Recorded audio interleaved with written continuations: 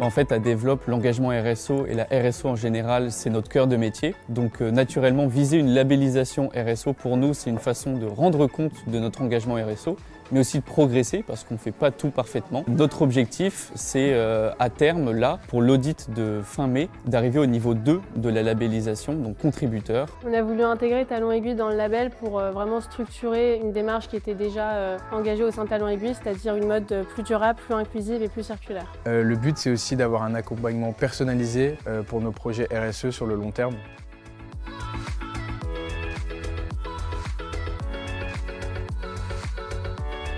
En tant qu'asso pilote, on a été assez moteur de tout cela. Ça a commencé par des assemblées générales où on a pu découvrir le label, comprendre les attendus sur ce qu'on devait faire.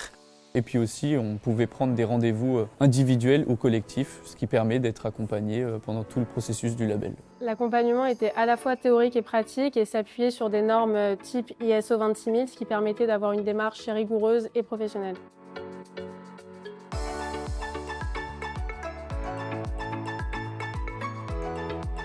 Alors grâce à cet accompagnement, on a pu mettre différentes choses en place. D'abord, on a pu élaborer des documents sur lesquels s'appuyer pour avoir une meilleure visibilité sur notre travail en interne. On a pu réaliser une cartographie des différentes parties prenantes pour avoir aussi une nouvelle visibilité sur leur engagement et ce qu'ils nous apportent. Donc au sein de Talons Aiguilles, ça nous a permis d'entamer une refonte complète de notre documentation juridique, donc notamment de refaire nos statuts ou encore notre règlement intérieur. Et ça nous a permis de renforcer l'engagement qu'on avait vis-à-vis de la mode durable en ayant recours à de la seconde main lors de nos défilés, en y ajoutant des critères RSE dans la grille d'évaluation de nos créateurs ou encore en organisant des ateliers d'upcycling ou de collecte de vêtements.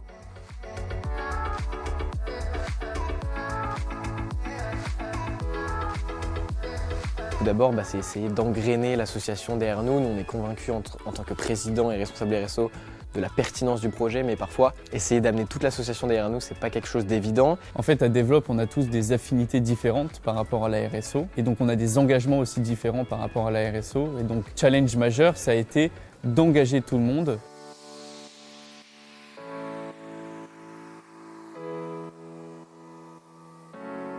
Les prochaines étapes pour OGO, c'est de grandir avec ce label, finir tous les critères, ou en tout cas le maximum, pour aboutir à la labellisation. Préparer à l'audit du label en fin mai et en plus préparer la passation pour la future génération afin vraiment d'ancrer ce processus de labellisation dans l'asso et pouvoir viser le niveau 3 transformateur du label l'année prochaine. Les prochaines étapes, ça serait d'assurer ces engagements dans la durée de manière systématique en assurant des passations d'un mandat à l'autre pour qu'ils puissent perdurer.